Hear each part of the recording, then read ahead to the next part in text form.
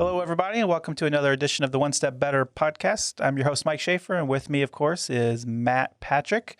Really appreciate you taking the time to listen to us today. It's really fun to read your comments and hear from you guys about what we're talking about.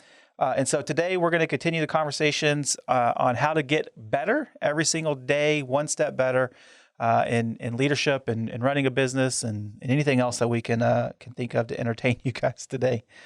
So Matt, question of the day. If you had to delete all but 3 apps from your phone, which ones would you keep? You can only keep 3. Everything else goes in the garbage. So does the phone app count as an app? That was my question. What about, let's say phone, text, and email. They can't count, right? Those are not fun apps. So yeah, we'll exclude those. Those are like productivity stuff. I would keep my banking app because that makes my life super easy. I would keep 3 apps, huh? Probably TikTok, actually, which is such a TikTok. Yeah, I love it. It's super. It's how you communicate with your girls. Not communicate. It's mindless. It's my mindless.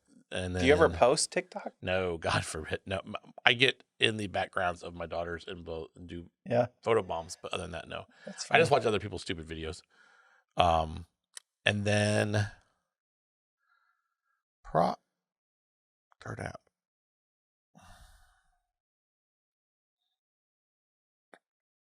Oh shoot, I don't know. Netflix. Oh yeah, that's a good one. Probably on my phone. If you had to choose, I mean, well, you probably just made your choice. Prime Video, Hulu, Netflix. Netflix is my first go-to. Is it? Yeah, until I've watched everything on Netflix, which is usually right now. I'm kind of watching everything I want to watch on Netflix. I then go to Prime, and then I go to Hulu. Hulu's very far down my list. I am not a fan of everybody and their mother coming out with streaming apps. Yeah, I want one streaming app. Yeah, it's like we're going to get rid of cable and replace it with 140 different streaming services. Yeah. So what are you doing? I want to invent the thing that bundles all the streaming services. Yeah, it's called cable. Yeah. That's already been invented. Yeah, but then the cable had to take their cut. I want to take the cut. Yeah, right. Yeah. And now what Paramount, now in their Super Bowl, they announced that they're going to be streaming stuff. Well, it's like, Paramount normally just sends stuff to Netflix to stream. Now they're going to do it. Yeah. So they're cutting out the middleman, it seems like. Like you have, these 3 seasons of this thing is on, it's first on Netflix, and then it's on Prime, and then it goes to Hulu. And then, I have the Disney Plus subscription. Do you have that? Yeah. Which gives me ESPN, Disney, and Hulu. And then I have Netflix and Amazon. That's all I have. We have we have HBO and Showtime tied into our Prime. Okay. We have Netflix, Hulu, Prime. What's the HGTV came out with their own streaming thing For money? Yeah. Yeah, that's not happening. We do that. We have that. Your Meredith did that one. Okay, yeah. We have Do you have cable at home still? No, I've never had cable. Even literally never growing up. So I have DirecTV, which cable. is really, here's what's pathetic. I have DirecTV just for NESN, doing the sports network. Yeah. Just to watch the Red Sox. Yeah. Pre-game and post-game. Because I can get the baseball on MLB. So it's a waste. I don't even want to look at my cable bill. It is ridiculous for DirecTV bill for what I pay, for what I get. You should. And then I think last year was the COVID season in which we were last place. So I didn't even care. I didn't even watch the damn You should games. do the math of dollars paid for cable versus minutes spent watching cable. I could buy season tickets for the Red Sox, probably. Just fly up there. Yeah. For as much games I watched. We also have HBO Max as part of our AT&T cell phone subscription. They gave free HBO Max whenever we renewed our. Yeah, I have HBO through my Amazon. I don't think I have the Max. So there's some stuff on Max that doesn't show up on the regular HBO. I got no idea. I don't know. You're right though. I have too many subscriptions. We used to. It's frustrating because I don't have Disney Plus on all my TVs at home, and I can't get it through some of the Samsung store stuff. So I'm like, crap, I have that one. I can't even see it. I have a Fire Stick on a couple computers so that we can have Disney Plus. See, we solved that problem. We have one TV in our entire house. We have more than that. It's connected to. We have more than that. We have. It's connected to an Xbox, so we stream everything through Xbox to the TV. If I did that's that, it. if I only had an Xbox streaming with a computer, I would never have anything but Xbox on in my house because Mason would be on that all the time. There's a lot of Minecraft that gets played. Yeah, that's not. Yeah, it's a 2K. We're a 2K household right now. Yeah. Through the basketball season, then it'll turn into something. Whatever the next sport is. Madden. Yeah.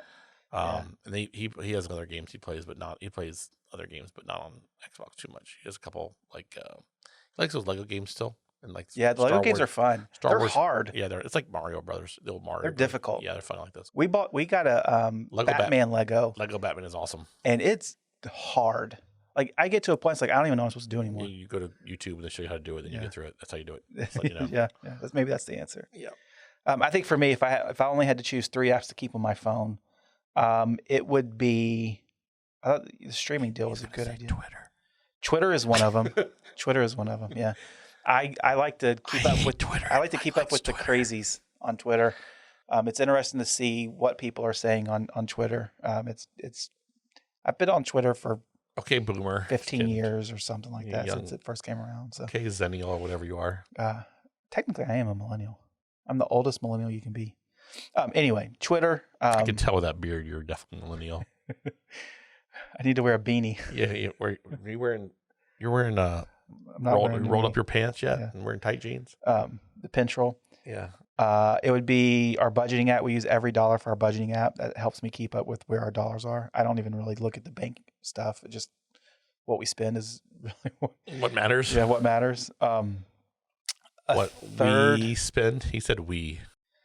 I can track spending down to whose card it comes out of. I said we. Meredith listens to this podcast, so I'm going to leave it at we. But Mike spends. Don't let me. He's a spender. We're both spenders. It's a problem. We need counseling. I can fix that. I can fix where your direct deposit goes. I have a new bank account. Oh, sorry, honey. I got a pay cut. That's your savings. That's your new savings account. You don't know you had it. The third would be something probably mindless, whether it's a game or. So wait, Twitter was mindless. That's fair. That's fair.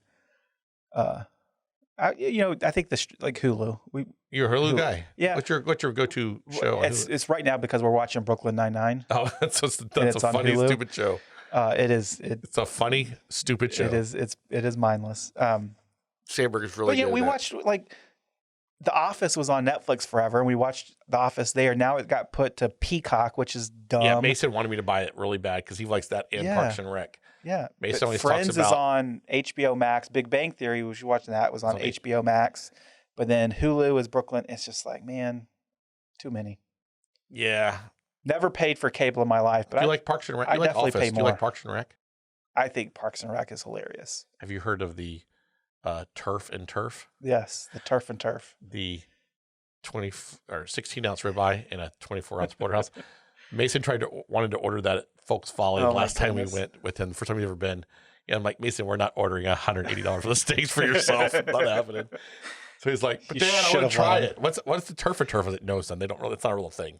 It is for him. You pick one steak. He got a big old fillet and he killed it. Did he? Oh yeah, it was the first time he ever been there. It was his birthday. Just kill it, yeah. Oh, he destroyed good for him. It was good. Good for him.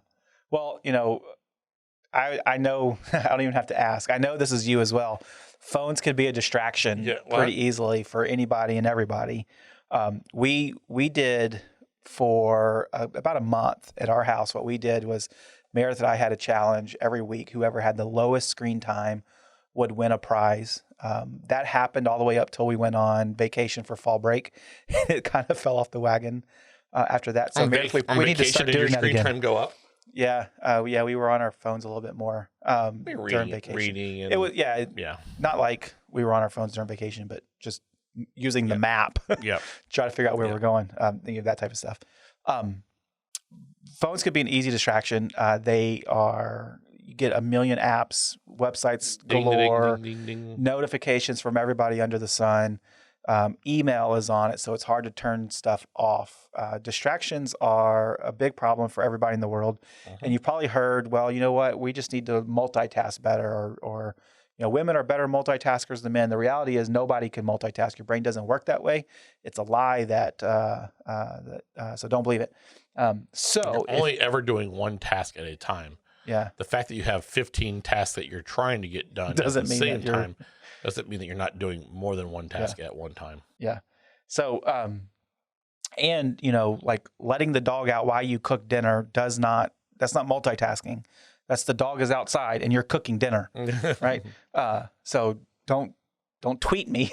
Yeah, or do. Telling me that you can multitask because you can't. One way you reach them. But anyway, avoiding distractions is a big deal, especially when it comes to work. And there's a couple of different things that I want to talk about today when it comes to those distractions. One is at any given time, if you're leading an organization or business owner, whoever, you probably have multiple plates spinning in the air at any given time, and you have to be able to manage that somewhat well. If you're anything like us here, you can also get sidetracked by what we call the shiny object syndrome, and that is you learn about a new piece of technology or a new business opportunity or whatever it may be. That's like, ooh, that's kind of cool. Let me go run over there and play with it. And you can sometimes get distracted from your core, what you're supposed to be doing. And then there's also the helping, from a leadership standpoint, helping your team manage those distractions well, so that they can actually focus in on the work that they're doing. And so I kind of want to jump into those things specifically and figure out some ways, maybe start some conversations or some thoughts out there, ways that we manage that, things that we've seen work well for us. And we'd obviously love to hear from you guys out there. So if you have a way that you've been able to do this super well, we would love to hear about it, because this is something that is a ongoing battle for just about everybody in our office, the managing the distractions. So, Matt, when you are pulled in a million different directions and you have all your plates are spinning at the same time, how do you manage that overall? Yeah, this is when I get when I start feeling not in control of my own work. This requires me to kind of regroup. I usually, I work best in quiet.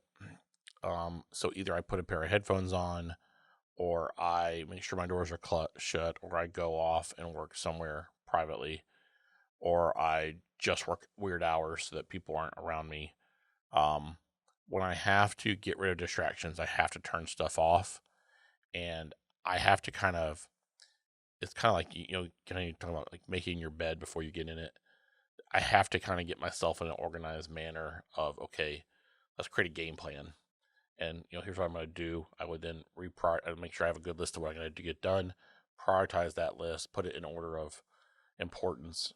We talked about the steak sauce method before, I think, but that idea of A1, what is the most critical thing I got to get done and by when, and just work down my way down that list. I also will set little mini goals within that. It's, hey, when I get these 4 things done, I can then take a break, or when I get these 3 things done, I can go get a drink or whatever it may be. Those little mini goals for me allow me to not lose focus on, I got to get these things accomplished first. I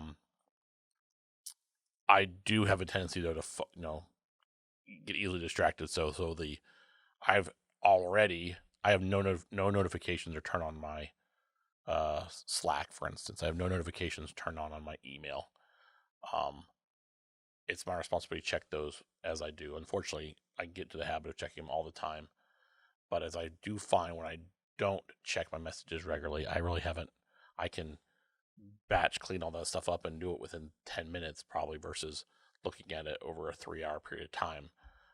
Putting my phone on Do Not Disturb is another great one. Or, just making sure that I've set myself up in this position to get a block of work done.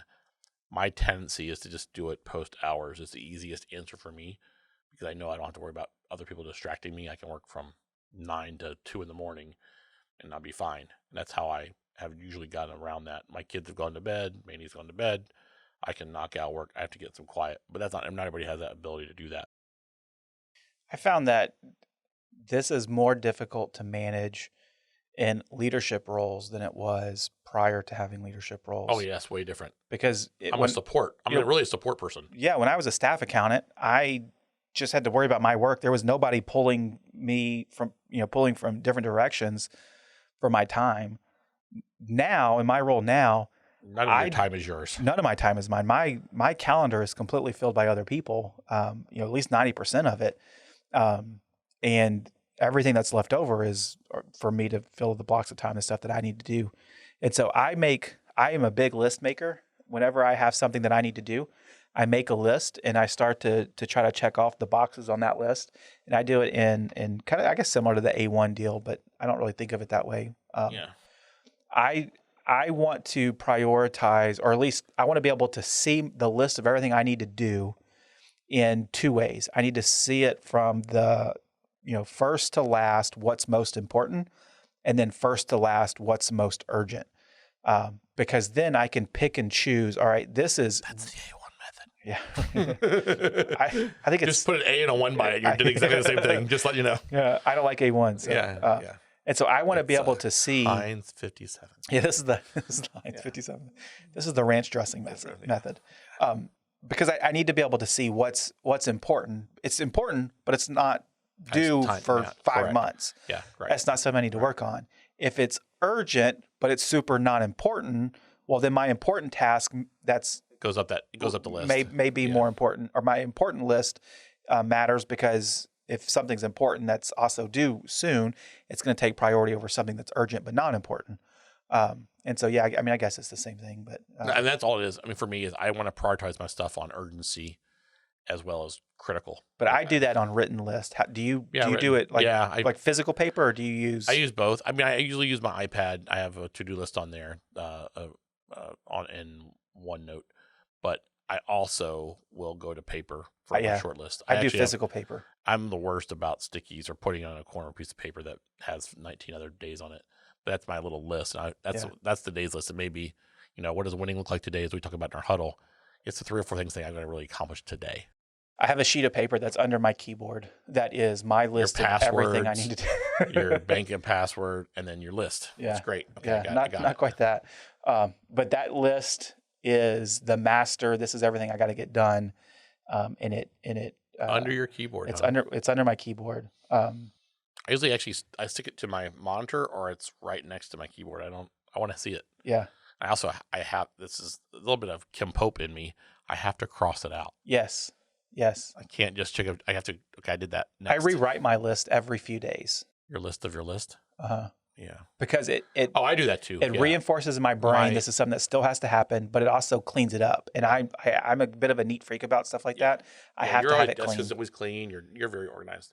Mine is more scattered notes. Yeah. I tried to do this because I wanted so badly to be able to do this on my iPad. And it just didn't work for me. I use OneNote. It's great. I've used 5 different note-taking list-taking stuff. And it just being digital is the part, because it was out of sight, out of mind. I could turn it off. I could put it, it didn't work for me. So I have that.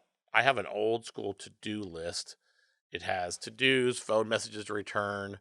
It has long-term goals in, I think it has like personal to-dos maybe even on the list. And then I have that as a template that's already in a PDF, and I can run on top of that. Yeah. I have that by day, and I have that in one of my folders in OneNote, and I use that pretty regularly. Yeah, it's very helpful for me. Yeah. The paper list is the only way. The to-dos of the to-dos. The list of the list of the list is the part I don't love, but I think it's part of everybody's role. The idea of this is distractions, though. And so it's just what I like the idea of the list is just I need to prioritize certain work when I need to get it done and make sure I've put it into an order for criticalness. Yeah. Digitally, my day is organized first and foremost by my calendar. Mine too. What I have on my calendar is what's obviously got to happen for meetings and whatnot. Like we had record a podcast on the calendar today, so it helps me stay. Do you put your to-dos but you block time on your calendar for stuff you have to get done? No, I don't have that luxury because. Well, how do you get stuff done then? I have to get it done. So if your calendar gets full, what do? My calendar is open for people to book time on. Essentially, right now, because we're doing a bunch of employee retention credit stuff, you can book time on my calendar anywhere from 8:30 in the morning to 6 o'clock at night. When I have blocks of open time, that's my time to do everything else. If my calendar is full, that just means I need to do all my everything else after hours. Late. So the only way to avoid that would be to put some time for yourself in those blocks to So you're not open for appointments, which is what I do. It's normally not an issue, but we go through phases where, like right now, Yeah, I get it. or really for the past 3 weeks, my day has been 15 meetings a day. Every 30 minutes, I'm in a meeting type of thing. Correct. And, but it also means that absolutely required to that was super urgent in order to help our clients get the best answer possible. That I had to hold those meetings. Correct. And so that just means I need to work late, and I'm not changing. Like that's going to be the answer, Yeah. And it's short term. And it's short term. Yeah. That's not normal. Right. Normally I have blocks of, there's an hour here, hour there to knock out my list. To the extent that my calendar doesn't get crazy, it's important that I do that. But when my calendar gets nuts, it is important that I put blocks of time down to make sure I may need to have that done by Thursday. If I don't block some time on Tuesday or Wednesday, I won't have enough time because I know I got kids games or whatever. Right. This is a 6-hour project. I got to find some time to get that done during the day. Yeah. I can't do it all at night. I know I won't have a chance to do it, or I have too much to do even at night. So I got. And that's where that urgent and important list really comes into play. Because if something's urgent, you have some due dates with it, or whatever it may be, and from there you can back into, all right, this is what my day looks like. I know that my deadline is X. I got to make this happen. Right. And sometimes that means you're working late. Sometimes that means you got some time during the day, or you may take a shorter lunch or whatever it is. But if it's urgent, it's got to get done. Yeah. So we've gone obviously into time management being the first one. Obviously, is doing a really good job of managing our time when it comes to distractions. You do a good job of putting your phone on Do Not Disturb, or you have your calendar blocked. You're okay not responding to Slack every time one pops up. You respond over time. Same thing with email. What are the ways you kind of limit your distractions from, I guess I'll say the whack-a-mole problem we kind of have a little bit in our business, which is problems popping up or people asking questions. How does that process work for you? I'm not afraid to say no to something, and it's not a hard no. It's a no, not now. Not now. And that just comes with I need a snippet of what you need help with. From there, I can determine how urgent it is. And very rarely is something, hey, this has to have your attention right now. And if it doesn't, it's going to have some pretty big consequences. That's pretty rare. And so if somebody's coming in and popping in, hey, Mike, I need your help with XYZ because I got to get this done before Thursday, and we're sitting here on Monday or Tuesday, then, hey, you know what? Let's schedule some time tomorrow morning, or something like that. I'm not afraid to push those things off. Just because something is urgent in your world does not mean it's urgent in my world. All right. I'm not going to absorb your problem because you managed your time poorly to turn it into something that's critical. Sometimes, and this happens rarely, but sometimes you need to feel the sting of you didn't do your time management was poor, and you need to feel the sting of missing something or whatever. That's pretty rare, but I'm not afraid to pull that card. I don't do a good job of that. I say yes first, then go, crap, I shouldn't have said yes. I don't want to be the bottleneck on somebody getting something done. Yeah. Which it comes at my own detriment that I'm my own bottleneck. Yeah, absolutely. And I'm like I said, it's rare that ever turns into something that has major consequences. Yeah. And because of that, I'm more comfortable just saying, hey, you know what? We'll take care of it later because I don't have the time for that right now. Correct. And that that seems that works well. And I've done it, I know what my flexibility of my calendar is a little bit, and I also know that I'm willing to whatever. So it's fine. The harder one I have is to say no to maybe there's a referral partner meeting, or there's a networking event, or there's hey, I need we have a new client coming in the door, and they have questions, but they have a manager too. And I have a tendency to not say no as well. I have a harder time saying no to those things when the reality of it is the relationship needs to be built with the manager, or I'm not the ideal person to a referral partner because I'm not the one out selling in our firm anymore. All those different things. Every person has a little different role. And those evolve over time. Me having the ability to say no to certain things is a struggle. I want to go to the tech side of things a little bit here. You chase new stuff all the time. All the time. And I want to. How correct. And it's honestly, if we could define your role here, it's part of it. Correct. I mean, it's one of our swim lanes was technology, and it Yeah. basically is always be looking. How do you avoid chasing something that looks promising, but may fit, may not fit? How do you even evaluate this is something you need to be looking at from a new technology? First, I'm always looking. So I'm always looking at how whatever technology is out there, could it be implemented in our practice? I'm listening to anybody other firms that are doing something, any other businesses that are similar but not similar. So professional services, office environment, technology for communications, anything like that. I want to figure out, and then I want to see what makes sense. I'm evaluating our vendors when it comes to our AP vendor or our, it could be our technology vendors or any new piece of software that we're using. But the reality is that I want to constantly always be looking for something. And then from there, uh, I want to put it through some paces. How does this work? And then we may get exposed to the client signs up for an app that we aren't familiar with. That happens. We don't love when that happens, by the way, but it happens. What your accountants wish you knew. Yeah. We will evaluate it though. Now figure out, hey, is this something we can implement or not? Hey, client, this is not something we're going to get involved with or not, but I want to evaluate it first. And then, but we also find that, hey, that is actually pretty interesting. We could probably use this somewhere else.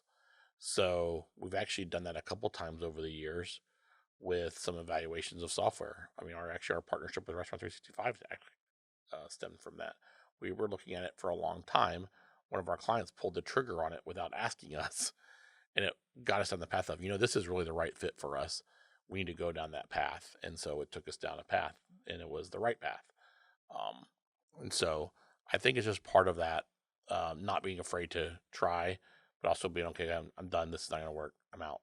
What are your requirements, your specifications in order to say yes to a new software, new technology that's going to be implemented firm-wide?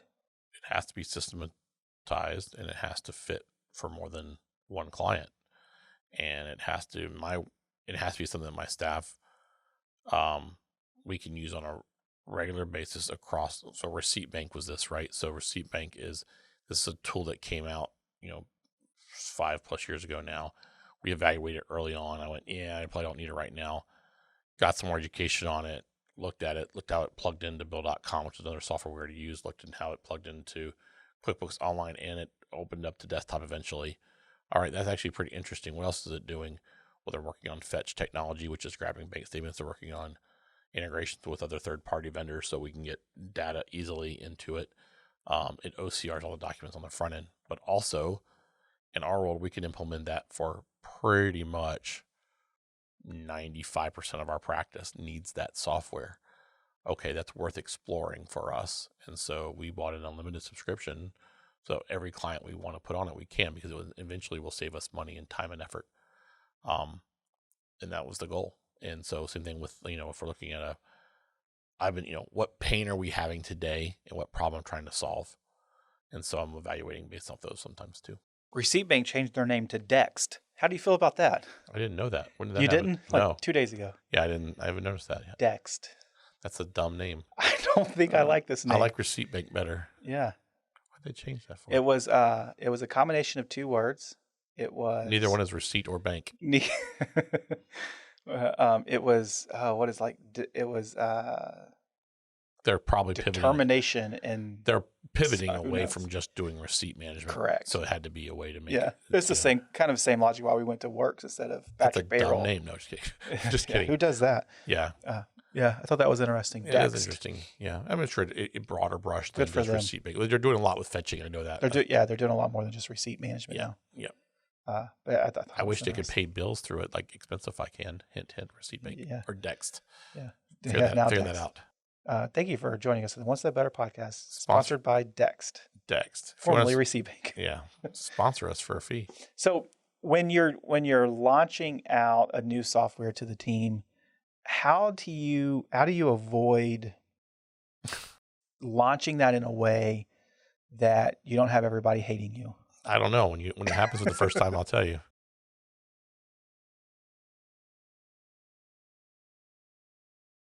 I honestly, it is one of the struggles I have. We've recently rolled out a couple of new things. We roll out stuff all the time, and they don't hate me, but they don't love me. At first, in the long run, though, I usually win them over. It's like anything else. It changes hard, so we have to do a good job of communicating change, why we're changing, what the process is going to be to change it. Why we're the bigger. I think today's world is a lot of the why. I think if I keep explaining the why we're doing it, a lot of people get on board. We work with a bunch of high S's and high C's in the accounting world. Characteristic of a high C is always reluctant to change. They don't like change super much. S as well. I mean, S as well. And so they like routines. The communication piece of that is a big deal. But to kind of pull it back to the avoiding the shiny object syndrome, when you find a technology that you've looked at and you really think it's cool, but you don't think it's going to be a fit. Carbon. I love Carbon. That's Carbon to me. I think it's a great technology. It's not a fit for us in our current practice because of how we do some other things on the management and reporting side.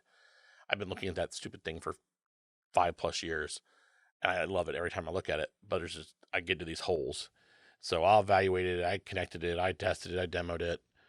I look and say, God, I would love to implement this. And I go, nope, it's a no. It's one that I think that it's important for us to know why it's not a fit. The shiny object syndrome for me, I think this has not been as much of a problem in the last few years as far as chasing. I wrote it down earlier, which is once we had a clear vision of who we are and what we're going to sell and the story that we're telling, I think that clarity in my mind helped me put our decisions and even our tech through those paces of, does this fit with what we're trying to do? You've said it before. If it's not systematizable and it's not recurring revenue and it's not repeatable, it's probably not a fit. We recently in the last year plus added HR services. Also, how we did it, how we implemented it, has been had to fit that model. That's our model. That doesn't mean that's everybody's model. That's our model. And then, as I look at, technology today, as we've rolled out Count recently, we've rolled out Plate IQ. Those are the big two in the last 3 to 4 months that I can think of off the top of my head right here. But those are major rollouts in our world. Major roll. Count has been amazing. It will be when it's all finished and done, it will be the biggest rollout besides our payroll platform I saw that we've ever done. I think It'll probably, once it's all said and done, it'll probably be bigger than I saw. It could be. It changes so many things in our practice, but that software does, luckily we've kind of stepped into it, getting through some of the hiccups and the stuff that we're learning. It is a software that is very immature still today, but it is so powerful for an accounting practice. It allows us to do some really cool things that we could not do before, and also puts us into what we really wanted to do, which is get everything kind of in the SaaS world, which is what makes our life a lot easier from a remote standpoint. I think from your standpoint specifically at our company, there isn't really a such thing as shiny object syndrome, because your job, a part of your job, is to chase every one of those things to the point where you realize either this is a fit or it's not a fit. And so there isn't really a shiny object that you're chasing out there that's a distraction, because you got to do that. Because in our world, technology is such a big deal. I don't view it as a distraction, versus I'm also not the one who's going to have to change. That's true. So, hey, I got this software, now implement it. Like, that's the problem. So I've got to do a better job probably. Bringing more people on. Yeah, and I think we've done that recently, both with Count and with Plate IQ, having the team more involved. Plate IQ transition, they've been very helpful. Software's been very helpful, but we've been with our previous provider, which is Bill.com. We still use Bill.com, but we've been with them for so long. We knew it so well in and out. So to learn something new, but also we're getting to the same answer, but how do we get there? And just getting bumps and bruises, not knowing the workarounds when something doesn't, Bill.com has the same things. Not every software is perfect. You have to know how to get around what you need to do to get the end result you want to have. We don't have all those answers yet with Playdesk. We're learning, and they've been great to work with, though. I mean, I really can't complain about that. They've been communicating great. They've given us as much support as possible. It's just been hard. Yeah, and a lot of that's just learning curve. And yeah, we do a lot of bills. I mean, gives people some perspective. We do 6,000-7,000 bills a month, and so to do that through with the change in technology that implements a lot of that, so it takes time. Yeah, it takes time. So you mentioned this a little bit earlier. One of the big ways that a person could avoid distractions, and we see this happen in our office every once in a while, is that D&D button on the phone, turning off notifications on Slack, turning off email for short periods of time. What's your thought on when that's okay, when that's not okay? Are you okay with people going black for a while? Yeah, absolutely. I am. I still have the same expectations. We want to return phone calls and emails in a timely manner. So you have to build that into your calendar as well. This is be a little bit behind the curtain here. We have what we call quiet hours that some people implement sometime. All that means is we're going to book a meeting with ourselves so that we can get some work accomplished. And if a phone call happens or a email comes in, we're not going to answer that immediately. And we're going to say we're in a meeting, because we are in a meeting with ourselves to get something. I have to get something done. And we tell people to go ahead and book a meeting on their calendars and call it quiet hours for that purpose. And we, obviously we work with a lot of different clients, and some people, there is urgency, and they can break through that barrier if we know if it's urgent. But a lot of times it's not urgent, and it just needs to, there shouldn't be any accounting emergencies, is what I always say. Yeah. And so hopefully we can, return that call. When we do quiet hours, we're supposed to have, a phone call and email returns that morning after quiet hours, or after the afternoon after quiet hours. You want to return that call before the end of the day, and you want to make sure that all the emails are done and responded to or acknowledged. And same thing with Slack messages in our world. But yeah, I think it's important to turn that stuff off, book an appointment with yourself. That's what I was asking earlier, if you put some time on your calendar. Yeah. I have to, when I have big critical things I have to get done. I know, if you're someone like Kim in our office or any of our managers, Sandy, they have to book that time, because they work with that many clients. In theory, that the phone and email really never stops. You have to push pause on it so you can get your work done. Then you can come back and regroup. Yeah. You agree with that? I do. For my team, we have some built-in deadlines on a daily basis. Yeah, your payroll is urgent. There is a payroll emergency. Yeah, those are not and they're not uncommon. But with that, 3:00 is our deadline of every day. It's 3:00, and at 3:00 is when my team can take a deep breath, exhale for the day, and know that from 3 to closing time, they could, in theory, turn everything off and everything's fine, because we can't do anything for that. We can't fix any problems that day after 3:00. It's all going to be, whether you call me at 3:01 or 5:01, I can't fix your problem until tomorrow anyway. Right.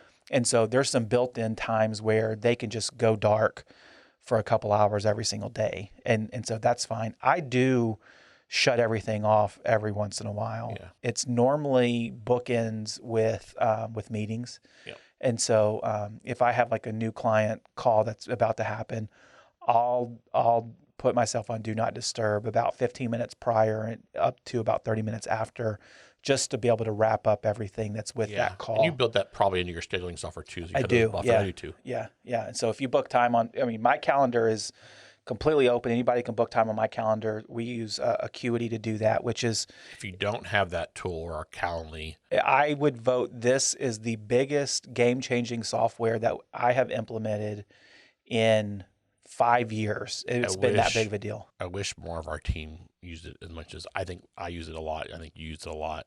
I think it's something our team can definitely improve upon, their ability to use that and make sure it's part of... We don't book an appointment other than through this way. Yeah. Because I love it. It's, hey, you know what? I put all the power to you to pick a time that works for you based on when I'm available. Yep. I hate inefficiency. And there's nothing more inefficient than, hey, I'm free Tuesday, Thursday, 10 and 2. Are you free then? Nope, I'm free at 9 and 3. Ooh, I can't do this day, but I can do that day. That back and forth it frustrates the fire out of me. So now all I have to do is, hey, here's a link to my calendar. You can pick a time that works best for you, and I'll be available. Yep. And it's tied to my Zoom. And so I just get an email that says, Matt Patrick is scheduled time on Thursday. It's linked to my calendar. It's linked to my Zoom. I do nothing else. And so that's great. Right. And there's built-in reminders. But with that, like you mentioned, there's buffers that I have set up on when you set up a meeting with me, it automatically because meetings blocks can run off long. time and after. you want to make sure you don't run long, and then you also don't want to book something right before it in case that one runs long. So you want to create some great group. Yeah. And I love that. I think software. we've done a great job of connecting that. In today's world with COVID and not be able to see people, having the ability to have an easy way to get appointments. I appreciate when somebody sends me a calendar invite. I have no problems with that. Yep. It's an easy way for me to book an appointment. Yep. Yeah. It's super great. And it helps, that type of stuff helps me avoid the distractions, because now I don't have to worry about did they or didn't they book a meeting. I've said, hey, here's a link to my calendar.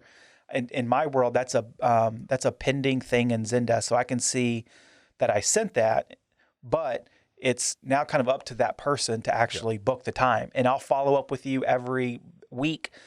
Hey, you still haven't booked time. You still haven't booked time. But ultimately, it's kind of out of sight, out of mind. I worry about that once a week. How do you, I'm asking for my own sake, how do you do about your door is shut? We can see through our doors. We have glass on our doors. Your door is shut. You're not on the phone, but you have to get work done. How do you avoid the pop-in? My door being shut is almost always shut simply because I shut it for a meeting and that meeting is over. Right. And it just stayed shut because I haven't gotten up and walked out. This took time, but now people know when my door is shut that they don't, that they may do a slight tap, and I can look at them and go, and thumbs up, thumbs down, or I'm on a call, and that's it. There's nothing else. Yeah. Nobody, they used to, but not anymore, will anybody see my door shut and just open it and come in. That happens extremely rarely now. No, I don't think so. Now it's a tap. Mine issue is people can't see me from one direction in my office, so they'll come in. Hey, you got a second? That doesn't happen too often, but I do get I'll say the gopher pop up at my other one, which is they peek in. Is he on the phone? Yeah. Or they, it just, I feel guilty saying no. Why? I don't know. I want to help them. I don't want to be the bottleneck. I don't want to be the bottleneck. Don't even say no. Just turn around and do this. I'm on the phone. I need to keep a headset of headphones on all the time. Just open up Zoom on your monitor. Yeah. And they think you're on a call and you're golden. Why is Matt always on Zoom? Because I'm a busy person. I'm busy. Yeah. I think do not disturb is, and here's something I ascribe to this. I know people disagree with me, and that's perfectly fine, but I'll just tell you my philosophy. If you text me, email me, Slack me, call me, I am not obligated to respond to that message on your timeline. I will respond to that message on my timeline. And so just because you call me doesn't mean that you're going to get a call back immediately. You're going to get a call back when I have the time to actually call you back. And so, if you're a person that every text message you feel like you have to respond to immediately, and even if it's just, hey, we'll talk later, just stop doing that. Those 30-second or really 5-second distractions that come up throughout the day. How do you not forget to respond to that message? By not ever responding to it or looking at it to begin with. So you have the my notification. This is where, we talked about this a lot. Mine has thousands of them, and he's like, none. My cleared notifications are really email. My cleared email, my inbox. If there's nothing there, that means there's nothing that needs my attention. I delete it when it's done. And so that's just how I stay organized. Text messages, I don't read it until I actually have the time to respond to it. If you ever need to find email, it's in your deleted. Yeah, absolutely. I don't delete my deleted. Yeah. Which in your world, you don't delete. They're all in your inbox, but it's the same, six in one, half dozen the other. And so it's just a little bit different. So scary. Don't feel like just because somebody Slacks you or texts you or emails you that you have to respond immediately, because you don't. How do you delete the ones you don't ever want to see again? You click delete. Yeah, but then you have to look at the other ones when you go to look for something you need to see in your delete. I just search. I don't actually scroll through anything. I just search. Yeah. There's nothing out there that, and this is probably true for you too.